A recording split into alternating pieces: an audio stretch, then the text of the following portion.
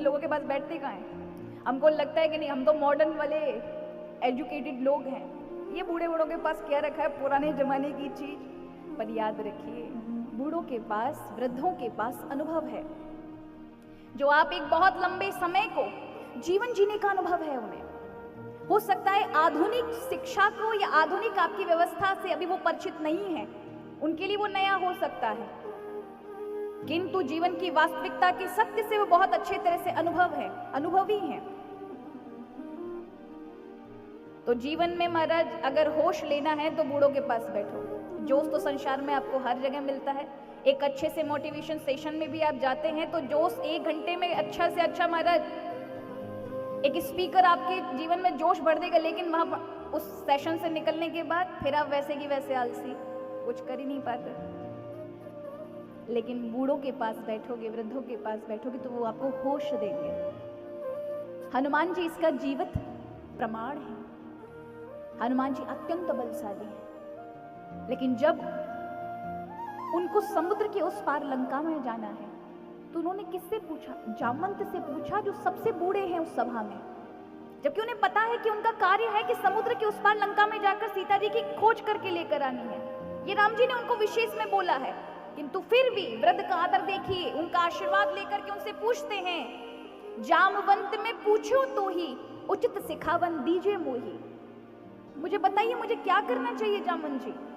अपने वृद्धों का जो सम्मान करता है, उसकी आयु, यश, बल सब बढ़ जाता है। इसलिए वृद्धों का अवश्य हमें सम्मान करें, उनकी बात सुने। हो सकता है आरंभ में हम वृद्धों की बातों पर ज्यादा ध्यान ना दें, लेकिन जब आप उनके पास बैठेंगे तो बहुत सारे संस्कार आपके अंदर आते ही आते हैं, उन्हें कोई रोक नहीं सकता। सबसे बड़ा होता है कि वृद्धों के पास बैठने से आपके जीवन में पेशेंस आएगा, धैर्य आएगा, और यह धैर्य की बहुत आवश्यकता है।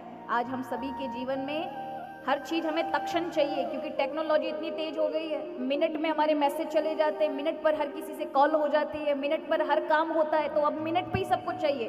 भगवान की भक्ति भी मिनट में, भगवान का हर काम भी मिनट में। अगर भगवान 1 मिनट के अंदर या 1 ही दिन में मिल रहे हैं तो करेंगे, नहीं मिल रहे हैं तो हमारे पास इतनी शक्ति नहीं है कि हम 1 महीना, 10 साल, 5 साल बिताएं।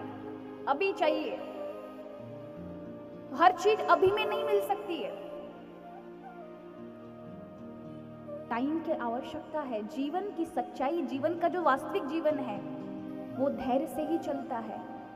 ऐसे क्विक में सारी चीजें नहीं मिलती कि बस ऐसा हुआ और सारी चीजें मिल जाएंगी। टेक्नोलॉजी से आप शायद क्विकली हर काम करा सकते हैं, किंतु जीवन के रिश्ते में आपको समय देना पड़ेगा, जीवन के कार्यों में आपको समय देना पड़ेगा, और उसके लिए धैर्य की आवश्यकता है। इसलिए हमारे यहाँ कहा कि मनुष्य को धैर्य बगुले की तरह रखना चाहिए।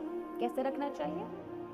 बगुला होता है, नदी में बैठता है, कैसे खड़ा होता है? एक टांग पर, एकदम मुनि की तरह, आंखें बंद कर लेता, उसके सामने छोटी मोटी मछलियां निकलती हैं, वो तो ऐसे बैठता है कि जैसे कि एक महान तपस्वी बैठा है, मोह माया से बिल्कुल दूर, देखना वर्तक नहीं है, सामने से मछली छोटी छोटी जा रही है, बड़ी मछली का इंतजार करेगा, जो बड़ी आए, घंटे भर एक टांग पे खड़ा रहेगा, जैसे ही बड़ी मछली आई तुरंत पकड़ लेगा।